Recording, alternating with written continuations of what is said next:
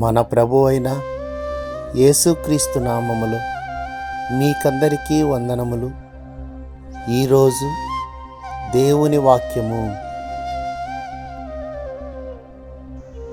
మనము దేవుణ్ణి ప్రేమించితిమని కాదు, తానే మనలను ప్రేమించి మన పాపములకు ప్రాయశ్చిత్తమై ఉండుటకు తన కుమారుణ్ణి పంపెను.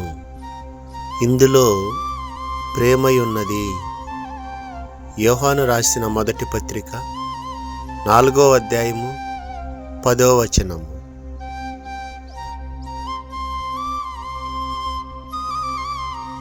ఈ దినము దేవుని కృప మనకందరికీ తోడై ఉండును గాక.